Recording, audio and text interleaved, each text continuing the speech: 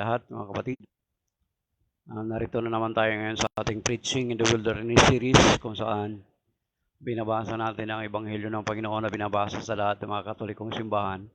At binibigyan natin ng pagninilay at from time to time sumasagot din tayo sa mga ating pananampalatayang Katoliko, sa mga katanungan tungkol sa ating pananampalatayang Katoliko, abot sa ating kakayanan. At dinamati ko lahat ng Shalom. And I'd like to congratulate the people of UK. Their Prime Minister has resigned, Keir Starmer.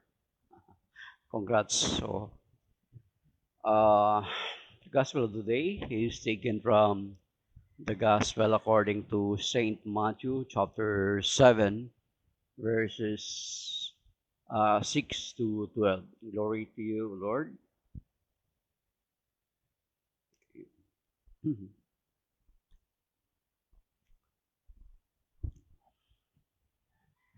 Do to others, Matthew chapter 7, verse 6.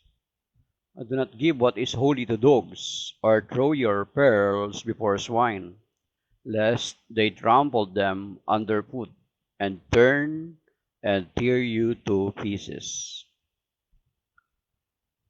Do to others whatever you would have them to do to you. This is the law and the prophets. Enter through the narrow gate, for the gate is wide and the road that leads to destruction, and those who enter through it are many.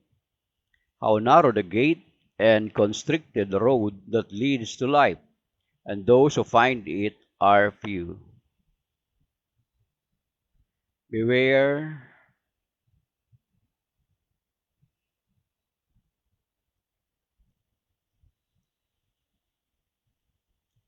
the Gospel of the Lord. Praise the Lord Jesus Christ. Okay, hanggang verse 14 lang pala. So,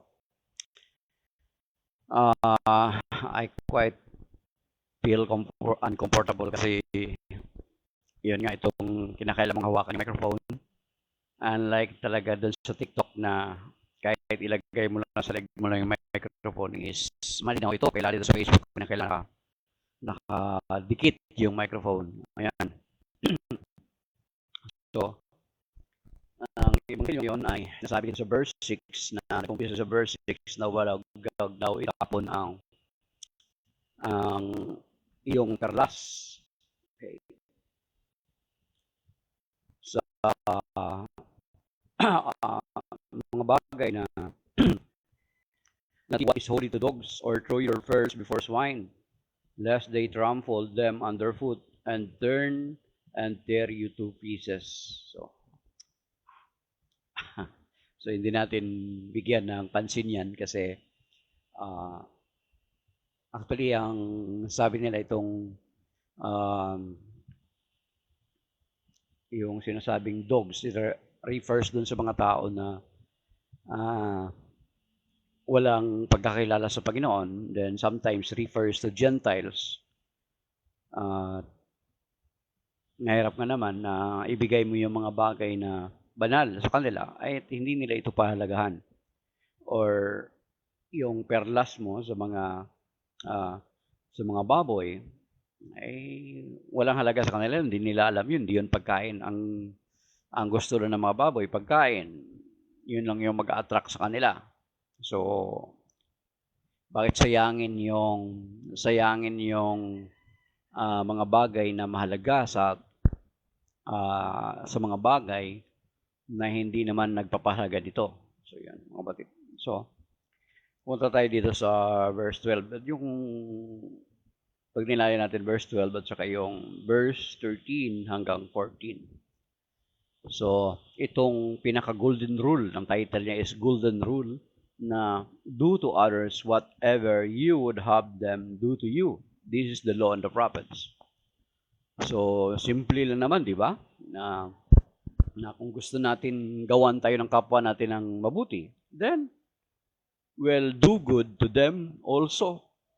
Simple lang yung rule eh. Di ba? Give. And be given. Yun lang yung patakaran ng Panginoon, di ba? Forgive and be forgiven. Then, kung gusto mong gawan ka ng mabuti, then, gawan mo sila ng mabuti. Good begets good. Evil begets evil. Di ba? How can you expect others na gumawa sa iyo kung ang ginagawa mo ay masama? Di ba? Kung gusto natin gawa ng mabuti. Of course, yung ginagawa naman natin ng mabuti, hindi naman necessary na gagawa din sila ng mabuti kagad sa iyo. Di ba? Hindi kagad ganun, mga kapatid. It takes sometimes patience. Pero ang isipin lang natin na may Diyos na nakakita sa atin ng kabutihan na ginagawa natin, na kung ano yung ginagawa natin sa kapwa natin, hindi man makaganti yung kapwa natin sa ating ginagawa, is ang Diyos na makatarungan nakakita na mabuting ginagawa natin, ay siyang gaganti sa atin. Actually, dito rin yan sa Matthew. Prior nitong Matthew chapter 7 verse 6 to 14. Di ba? So, yung hindi man tayo magantihan ng tao na ginagawa na mabuti, ang Diyos na nakakakita sa atin, ang siyang gaganti para sa atin. Okay? Yun lang yun, mga kapatid. Kumbaga sa kumpagarang kung yung ginagawa mo is masama, ay huwag ka mag-expect. Tingnan natin yung nangyari doon sa, although merong just recently, nakwento na natin the other day, yung 19-year-old na binatilyo, sinuntok ng kanyang kapwa biker. Di ba? Yung 19-year-old, sinuntok ng kanyang kapwa biker. Hindi siya gumanti. Pero, ano yung nangyari, yung reaksyon ng mga tao?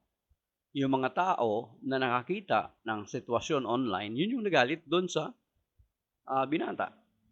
Sa 14-year-old na yun. So kung ano yung ginawa mo, gawin mo sa iba yung gusto nilang gusto mong gawin din sa iyo. So kung ayaw natin na gawan tayo ng masama ng ating kapwa, then, of course, huwag tayo gumawa ng masama sa kanila. Di ba? Sa biblical principle, ganun lang yun eh. Give and be given. And then, forgive and be forgiven. Di ba? At the same time, sinasabi doon sa Galatians chapter 6 verse 7, huwag ninyong linangin ang inyong sarili, sapagkat kung ano ang itinanim ng tao ay siyang aanihin. Kung masama yung itinanim mo, kahit sa bunga, halimbawa punong kahoy, ang itinanim mo ay walang pakinabang, anong sa tingin mo yung aanihin mong bunga nito? Di ba? Simple lang yun. Kung anong itinanim, siya yung anihin. Kung mabuting puno yung itinanim mo, natural na expect mo na mabuting bunga ang resulta later on. Di ba, mga kapatid? So, ganun lang ang prinsipyo ng ating Panginoon. Na kung gusto natin na gawan tayo ng kabutihan ng ibang tao, then gumawa tayo ng mabuti. Hindi man makaganti yung tao na yon, is si Lord ang gaganti sa atin. Yan yung sinasabi ng banal na kasulatan. And then dito sa verse 13, sabi nito, enter through the narrow gate, for the gate is wide and the road broad that leads to destruction, and those who enter through it are many. Pag sinabing gate na narrow gate is masikip, maliit. Ibig sabihin, you need to remove something. Di ba? Parang katulad nung sa Matthew chapter 19, yung binatang mayaman, na pagkatapos nun, nagsaysay ang Panginoong Jesucristo patungkol sa camel and the eye of a needle. Di ba? na doon sa camel and the eye of the needle sa Matthew chapter 19, mga kapatid, nung nagkwento sa doon, andyan din sa Luke chapter 18, yung parallel niya. Dito sa Matthew 19, di ba nagkwento ang Panginoon na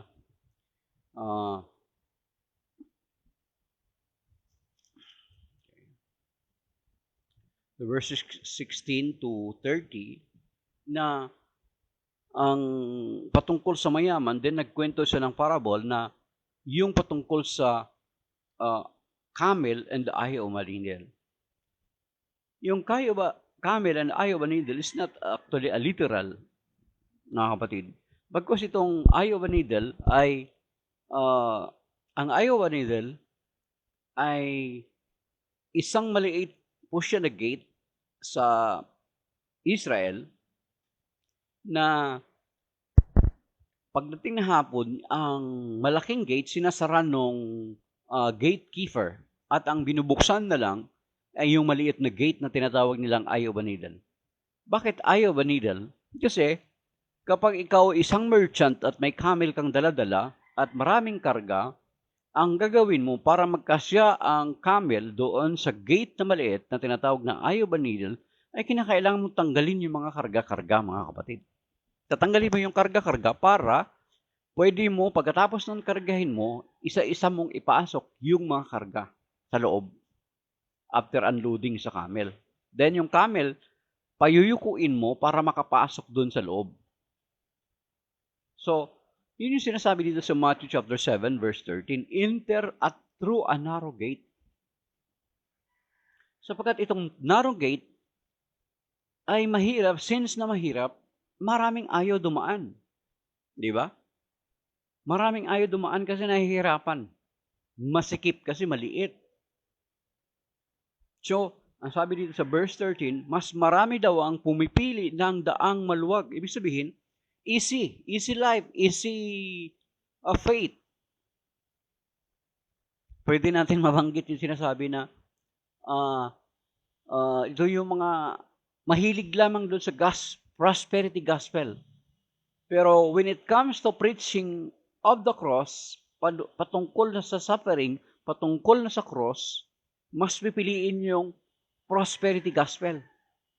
Yung gusto lagi lang na walang hirap. Kaya di ba sumisikat yung mga prosperity gospel kahit sa buong mundo. Di ba? Marami rin kilala. At dahilan doon sa prosperity gospel, yung preacher mismo yumaman.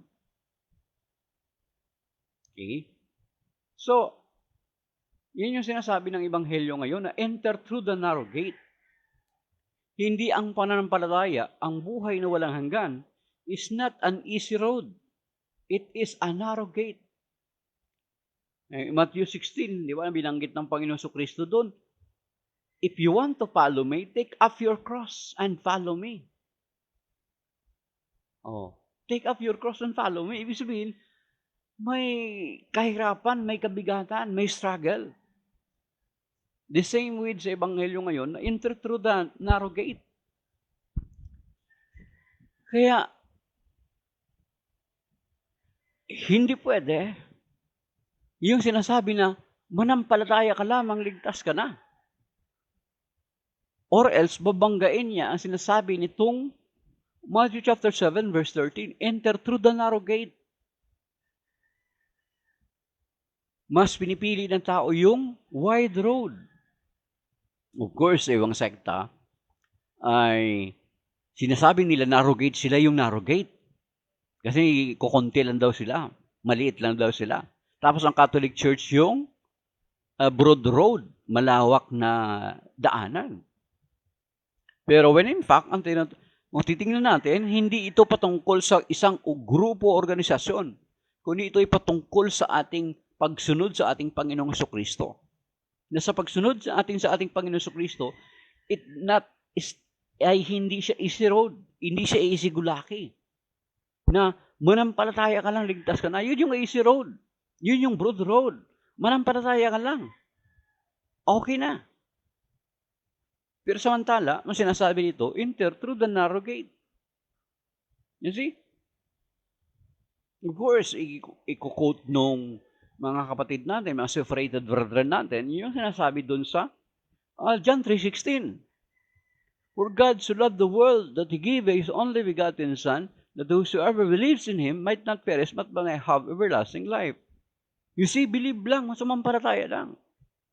Pero yung pagsampalataya is, sinasabi nga ni Steve Ray, is a pregnant word. Hindi yung pananampalataya na maniwala ka lang. Tanggapin mo lang siya. Maniwala ka na siya yung Kristo. Siya yung tagapagligtas. Tapos na, no. Kasi may deeper explanation pa yung pananampalataya doon sa James chapter 2. Di ba? Ano siya nasabi doon sa James chapter 2, mga kapatid? Okay?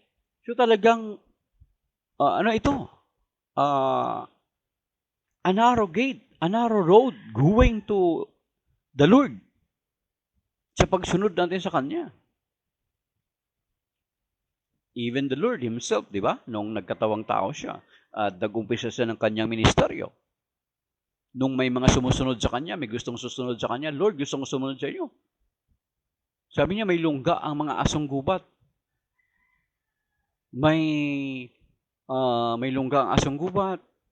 Pero yung anak ng tao, wala man lang mapaglagyan ng kanyang, walang mapagpahingahan. Walang mapaglagyan o walang unan na kanyang mahigaan.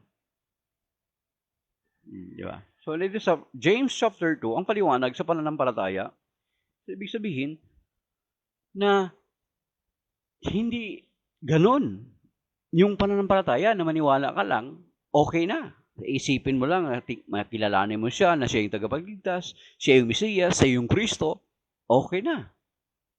Tanggapin mo lang siya as Lord and Savior, okay na. Pero pag sinabing Lord and Savior, pag tinggapin mo siya bilang Lord and Savior, ibig sabihin, kung ano yung gusto ng Lord mo, dapat gagawin mo. Yung sinasabi sa Luke chapter 6, verse 46. Tinatawag din niyo akong Panginoon, Panginoon, ngunit hindi niyo naman ginagawa ang aking mga sinasabi. Meron pala tayong susundin, mga kapatid.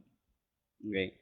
Luke chapter 6, verse 46. Puntahan ko muna, baka kung misquote ako. Luke chapter 6, verse 46. Okay. Sabi dito. Why do you call me Lord, Lord, but not do I what I command? You see? Pag tinanggap mo siyang Lord, ang Panginoon sa Kristo, yung sabihin ko, ano yung inuutos niya, dapat sundin. Okay.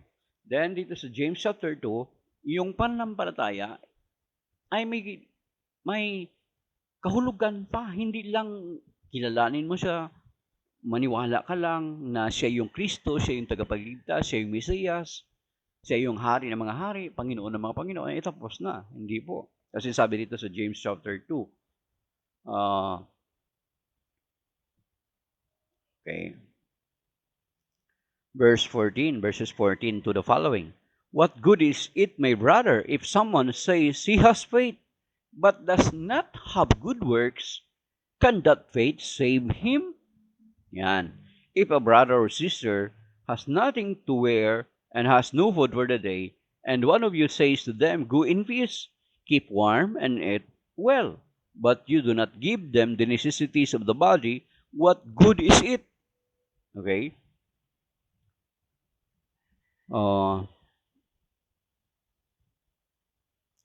So verse 17, so also faith of itself, if it does not have works, is dead.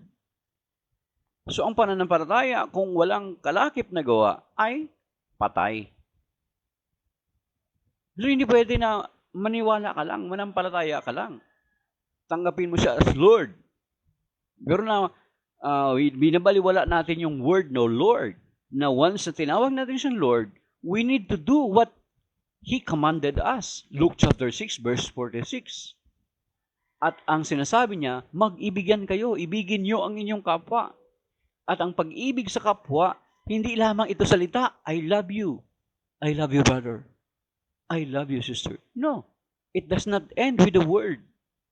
Kasi sinasabi sa 1 John chapter 3, napunta natin, 1 John chapter 3, nakalagay dito, okay, verse 18, okay? Sabi niya, Children, let us love not in word or speech, but in deed and truth. You see? Once na nag-utos, sa Luke 6:46, once kilalanin na ng Panginoon Kristo na Panginoon, ay ibig sabihin, kung ano yung gusto niyang dapat nating gawin, ay gagawin natin. At yun na yung isa sa inutos niya, is to love. At ang pag-ibig, dito sa verse 1 John 3:18, love not only by words. Yan, malimit, di ba, sa mga Westerner, sa mga Amerikano, mahilig sila, vocal sila, I love you. Pero ang Pilipino naman, hindi man mahilig mag-vocal, pero they are more on action. Kahit sa mga parents, di ba, mga kapatid? Okay. So yan, mga kapatid. Kaya nga pagdating doon sa 1 Corinthians chapter 18, tatlo yung sinasabi, sabi niya, faith, hope, and love. But the greatest among of them all is love. Now you see? Oh. Kaya nga, balikan natin James chapter 2, na ang pananampalataya na walang kalakip na gawa ay patay. See? So ang pananampalataya, hindi lamang maniwala, hindi lamang paniniwala, kundi ang pananampalataya ay may kalakip na gawa. Kaya nga, yung gospel ngayon sa Matthew chapter 7 verse 13 is makipot na daan. Kasi kung maluwag na daan, ay pasok yung sinasabing manampalataya ka lang, ligtas ka na. Once saved, always saved. That is a broad road. Pero once na tinanggap mo ang Panginoong Jesucristo bilang Panginoon tagapagligtas, is you have to do something. Sundin mo yung kalooban niya. Luke 6:46. Kaya hindi ganun na sumampalataya ka lang tapos na. Or else bababaliwala natin itong katulad itong ebanghelyo ngayon, Matthew chapter 7 verse 13. At yung sinasabi doon sa Matthew chapter 7 verse 21, mabigat yun mga kapatid, hanggang verse 23 actually. Ano nakalagay sa Matthew 7 verse 21? Hindi lahat ng tumatawag sa akin, Panginoon, Panginoon, ay makakapasok sa kaharian ng langit, kundi yaon lamang tumutupad sa kalooban ng aking amang nasa langit. You see? So it does not end with believing. It does not end having faith in the Lord. Ibig sabihin, we need to do the will of the Lord. Para hindi niya tayo pagsabihan doon sa sinasabi sa Luke 6:46, na tinatawag din niyo akong Panginoon, Panginoon, ngunit hindi niyo naman sinusunod yung aking iniuutos. So anong sense of calling Him Lord? Pag sinabing Lord, Master, or Master means you are a slave, you are a servant. At kung ano yung gusto ng master mo or ng guro mo, ibig sabihin dapat mong sundin. Or else, nonsense yung pagtawag mo sa kanya na Lord. Yun yung sinasabi sa Luke 6:46.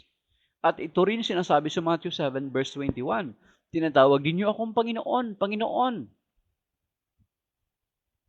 Sa verse 21, hindi lahat ng tumatawag sa akin, Panginoon, Panginoon, makakapasok sa kaharian ng langit, kundi yaon lamang tumutupad sa kalooban ng aking amang nasa langit. Kaya yung karugtungan, verse 22 hanggang 23, pagdating daw ng araw, sasabihin ng mga tao, Lord, nangaral po kayo sa amin.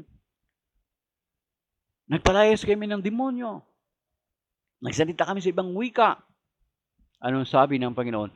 Lumayo kayo sa akin, hindi ko kayo kilala. You see? Ibig sabihin, as a believer of the Lord, as a servant of the Lord, meron tayong gagawin, mga kapatid. So makipot. Mahirap. Kaya nga may kanta kami sa sa grupo namin, sa samahan namin sa Prex, yung ang daan patungo sa Diyos ay makulay, ang daan patungo sa Diyos ay walang kasing saya, ang daan patungo sa Diyos Kung minsan ito'y lubak, lubak, lubak, masikip, sikip, sikip, baka pa nga ikaw ay madulas, madapa, bangon. You see? Ito yan, Matthew 7:13, mga kapatid.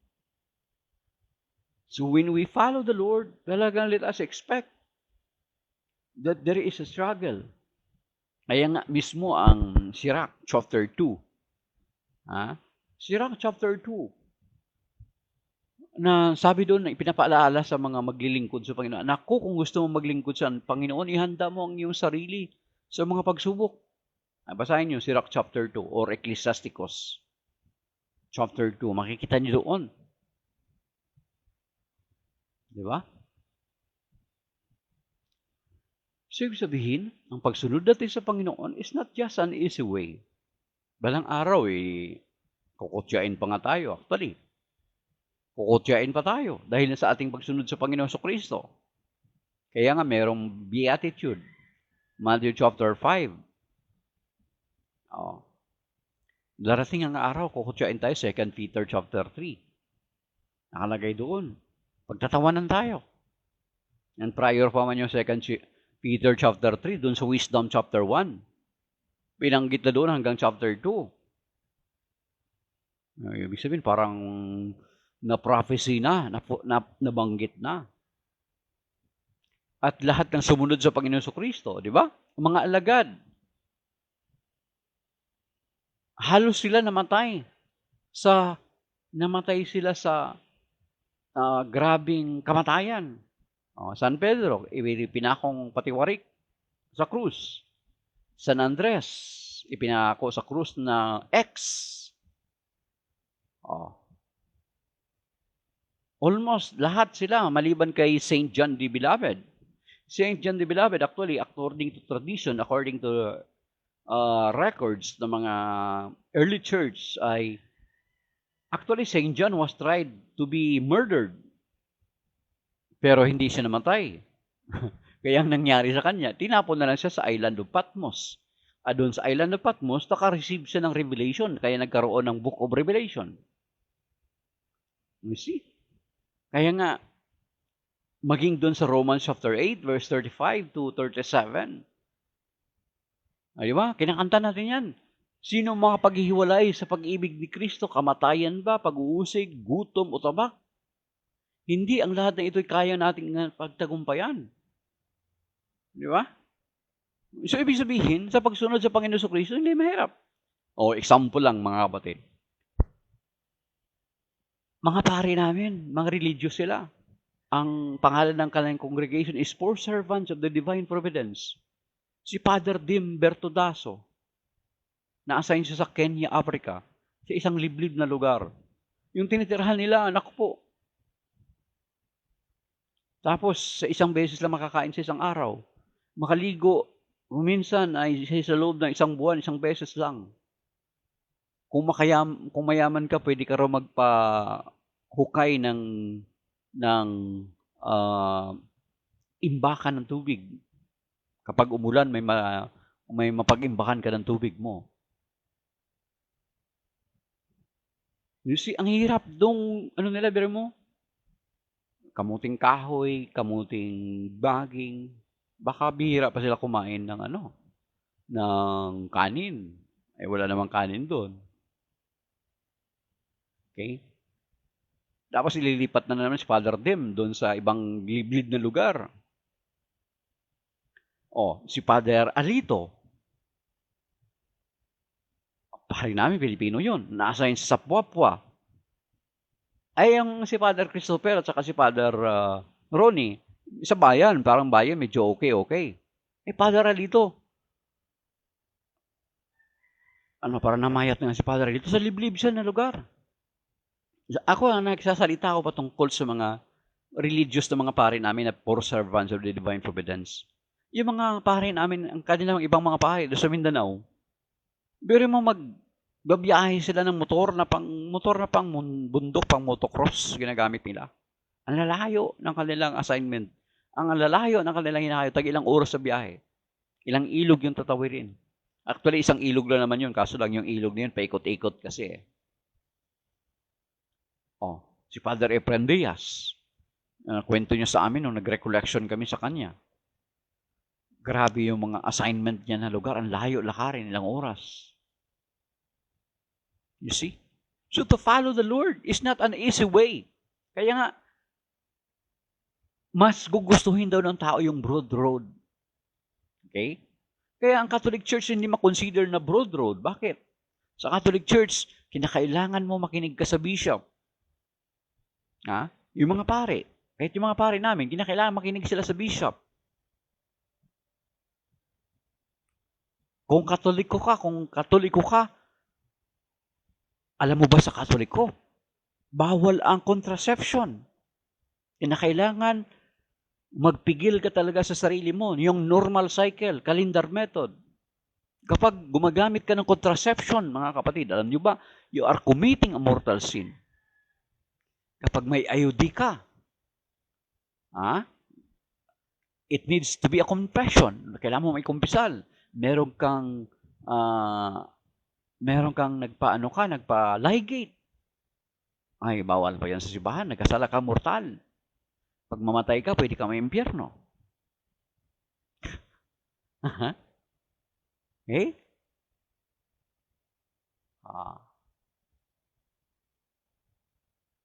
Kinakailangan ka magsimbra every linggo. Maliban kung meron ng valid reason. And holidays of obligation. Maraming pinag-uutos sa simbahan kaya hindi mo consider simbahan na broad road. No. Kasi kung broad road, sasabihin na ng simbahan, okay, manampalataya kayo, okay na yan mga kapatid. Hindi na yan. Wala na yung mabuting gawa. See? Pero hindi eh. Ang linaw na sinasabi ng banal na kasulatan na kapag sumampalataya tayo sa Panginoon, kikilalanin na siya bilang Panginoon tagapagligtas, ibig sabihin, susundin natin yung kanyang ninanais na dapat natin gawin, mga kapatid. Kaya nga, tingnan nyo, pagdating sa white throne judgment, yung white throne judgment or the judgment of the nation, no, sa Matthew 25, 31 to 46, binabanggit natin palagi yan. Ano sinabi doon ng Panginoon noon? May nakalagay doon eh, na nagulat yung mga tao na gumagawa ng kabutihan. Ano sabi niya? Sabi ng Panginoon doon, kung babasahin niyo yan, kasi mahaba yun, basahin niyo, Matthew 25, 31 to 46, halik kayo mga pinagpala ng aking Ama at manahin ninyo ang langit na inihanda na sa inyo noon pa mang una. O you see, inihanda na sa inyo noon pa mang una. Sapagkat nung ako'y nagutom, ako'y inyong pinakain. Sapagkat nung ako'y nauhaw, ako'y inyong pinainom. Nung walang matiran, ako'y inyong pinatuloy. Nung ako'y nakulong, ako'y inyong dinalaw. Nagkasakit, ako'y pinunta, ako'y inyong inalagaan. Etc. Then pagdating doon sa ikalawa, yung mga kambing sa kaliwa. Kasi pagdating doon ng judgment of the nation, pag-ihiwalay ng pastol, ang Panginoon ng mga tao, katulad ng pag-ihiwalay ng pastol sa mga kambing at sa mga tupa. You see? Then, yung ikalawang grupo, sabi niya, lumayo. Ang sabi ng Panginoon, lumayo kayong mapaggawa ng masama. At pumunta kayo sa impyernong inihanda para sa kampon ng demonyo. You see? Ang impyerno naman supposed to be pala ay inihanda para sa kampon ng demonyo. Sa demonyo at sa kanyang mga kampon. Not for us. Basahin nyo. Para masigurado nyo kung nagsasabi ba ako ng tama o hindi. I-confirm nyo, mga kapatid. Lumayo kayo sa akin, kayong mapaggawa ng masama. Okay. And then, binanggit niya yung sinabi niya, nung ako'y nagutom, hindi niya ako pinakain. Nung ako'y nauuhay, hindi niya ako pinainom, etc. You see? Ibig sabihin, when we accepted the Lord as our Lord and Savior, we need to do something. Kasi kinikilala natin siyang Lord. Kung ano yung gusto ng Lord natin, ay gagawin natin. Or else, magiging sayang yung pagtawag natin sa Kanya na Lord. Katulad ng binanggit na natin kanina, Luke chapter 6, verse 46. at yung Matthew chapter 7, verse 21. Kaya, hindi totoo or mali or kulang yung ipinapangaral ng mga separated brethren natin. Tama yung ipinapangaral ng simbahan. Okay? Of course. Of course naman, bubanggitin nila yung Ephesians chapter 2, verse 8 and 9. Pero try to understand the context of that chapter 2, Ephesians chapter 2, verse 8 and 9. Mag-umpisa ka muna doon sa verse 1 para maintindihan mo kung ano yung sinasaysay ni Saint Paul. Okay? Ang grasya ng Panginoon doon ay ang Panginoong Jesucristo mismo. He is the grace. Unmerited favor. Hindi tayo karapat-dapat to have Him. Pero ibinigay siya sa atin ng Diyos. Okay? Although nabanggit na paliwanag na natin yan several times about doon sa Ephesians chapter 2, verse 8 and 9. Basahin niyo yung verse 1 muna. Umpisa niyo sa verse 1, mga kapatid. Kaya nga, makikita natin na yung Ephesians chapter 2 na yan, verse 8 and 9, related dun sa sinasabi sa Psalm 49, verse 7 to 9. At ganun din, related din siya dun sa sinasabi sa sa 1 Samuel chapter 2, verse 25. Kaya nga doon sa Isaiah 56 yata yun. Noon doon pa lang sa Isaiah 56, kaya noon sa Isaiah 56 nakalagay doon na ang mga mabubuting gawa niyo is parang rags. Okay? A filthy rags. Kasi yun yung sinasabi sa 1 Samuel chapter 2, verse 25. Psalm 49, verse 7 to 9. Kaya diyan mo maintindihan yung sinasabi sa Ephesians chapter 2. Especially yung verse 8 and 9, mga kapatid. Okay? Yan yung sinasabi. Kaya nga, ang inyong mga mabubuting gawa ay parang mga basahan sa harapan ng Panginoon.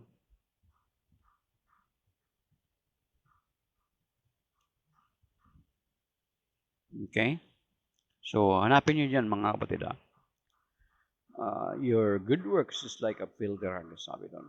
Hanapin natin. Hindi na matandaan. Okay.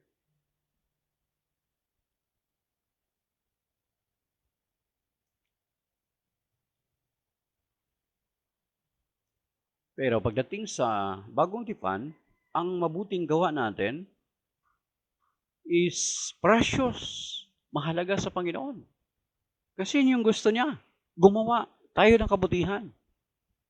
Okay, Isaiah 64 pala mga kapatid, Isaiah 64 verse 6. Okay? Kaya noon, yung mga mabubuting gawa ng mga tao ay walang kabuluhan, walang saysay. Okay? Kaya hindi niyo pwede gamitin na i-support doon sa Ephesians chapter 2, verse 8 and 9. Okay? So, ibig sabihin, tama ang pangangaral ng simbahang Katoliko when it comes to salvation. Na kapag sumampalataya ka, you need to live a holy life. You need to do good things. Kaya nga, Philippians chapter 2, verse 12, nakalagay doon, work out your salvation. Magpapatuloy tayo sa paggawa ng kabutihan. Kaya nga, doon sa Matthew 24, di ba? Those who endure until the end will be saved. Ang mananatili hanggang wakas ay siya lamang maliligtas. Kasi tingnan yung context about suffering soon, about dun sa mga darating na mga sakuna, mga kahirapang darating. Pero ang binanggit ng Panginoon, ang manatili hanggang wakas ay siya lamang maliligtas. Kaya nga pagdating dun sa Luke chapter 18, may sinabi rin ng Panginoon about dun sa persistency in prayer, pero dinugtong niya doon. Sabi niya, when He came back, na sa kanyang kayang pagbabalik, meron siyang mararatnan na nananalig sa kanya.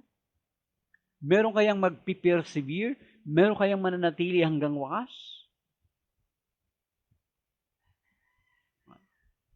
Ngayon mga kapatid. So, Yan yung sinasabi ng Ebanghelyo ngayon. Enter through the narrow gate, mga kapatid. Mahirap, maliit kalsada siksikan, baku-baku, lubak-lubak. But we need to endure, mga kapatid. Okay? Then sa verse 14, how narrow the gate and constricted road that leads to life. Sa buhay. Okay? Buhay na walang hanggan. Okay?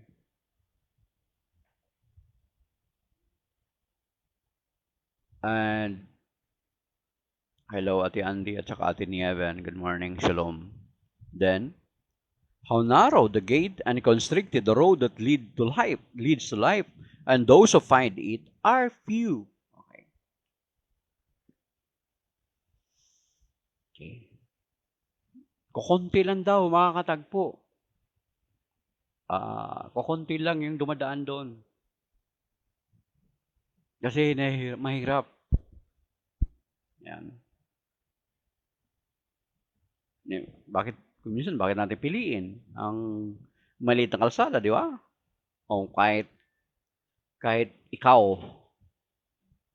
Pero of course sa atin, kung ikaw i-try mo mag-explore sa mga ito ako taga-bundok ako, taga-probinsya ako Try mo explore sa isang lugar. Yes. Kapag maluwag na kalsada ang daanan mo, masaya kasi ang bilis kayo makakarating doon sa pupuntahan nyo. Pero kung i-try mo magdaan sa mga shortcut, i-try mo idaan sa mga shortcut. Kuminsan yung mga shortcut, yung mga liblib na kalsada, madadaanan mo may mga bayabas, merong marang. Marami kang madadaanan. Ang ganda ng view. Of course, mahirap. Bato-bato, lubak-lubak. Pero marami kang ma-enjoy at the same time. Ganun sa paglilingkod sa Panginoon. Hindi siya easy. Kaya tayo sa Catholic Church, hindi tayo mahilig sa prosperity gospel. Sumampalataya lang kayo, magbigay kayo ng ikapo. Mga ganun. The Lord will return it to you 100-folds. Hindi kayo magdadanas ng kahirapan. Mga ganun. No, we are not doing so.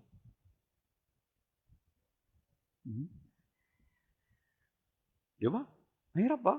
Kung lingkod, mapupuyat ka, mapapagod ka. Minsan may makakaaway ka pa. Well, that is not an easy road. That is a narrow road that leads to life. Mga kapatid. Kaya, tayo yung magpipili. Diba?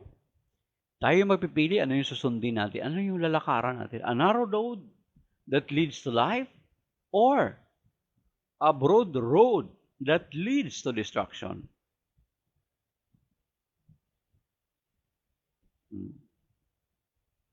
Kaya meron dun sa sa Proverbs. Ano yan? Okay. Sa Proverbs, sabi niya, meron doon, may daan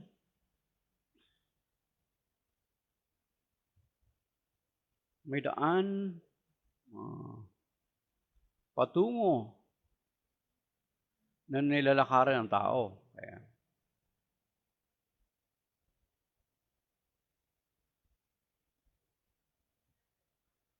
nilalakaran ng tao.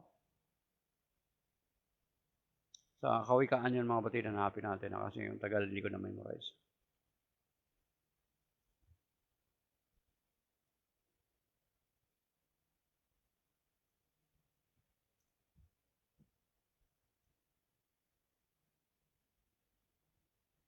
Hanapin ko, mga kapatid. Okay.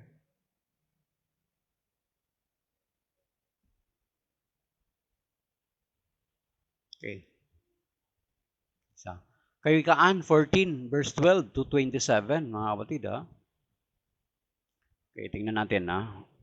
Proverbs 14, 12. Verse 12, sabi rito, sometimes a way seems right to a man, but the end of it leads to death. Yan, mga kapatid. May mga daan na sa tingin ng tao, akala niya, yun yung tama. Pero, kapahamakan pala ang nasa likod nito. Di ba? Kaya hindi natin pwede tingnan, ito. Kaya we have the choice to follow. Yung maluwag na daan, simple na simpleng buhay Kristiyano, masaya, walang kahirapan, manampalataya ka lang, ligtas ka na, or piliin natin yung narrow road that leads to life. Ibig sabihin, pag narrow road, we need to obey. We need to follow the will of the Lord. Kaya ngayon yung sinasabi sa Matthew 7:21.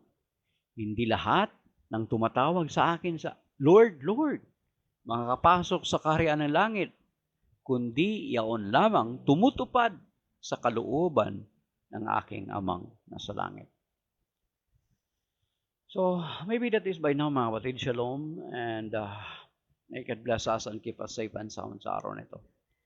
God bless Ate Neven at saka Ate Andy. Di Diyos ba? Diyos. Okay. May God bless us and keep us safe sa araw na ito. Iligtas na tayo ng Panginoon sa mga mabibigat na mga pagsubok. Iadyan na tayo sa mga malulubang karamdaman. At iligtas na tayo sa mga bagay beyond our control. At iligtas din tayo. Adyan nga tayo sa big one na kinakatakutan natin ng marami. Adyan nawa tayo ng Panginoon. Ingatan niya nawa tayo. Kasama ng ating mga mahal sa buhay. At kasama ng ating mga ari-arian at mga taong malalapit sa atin at mga taong nakapaligid sa atin. May God bless us and keep us safe and sound. Shalom, mga kapatid. Signing off.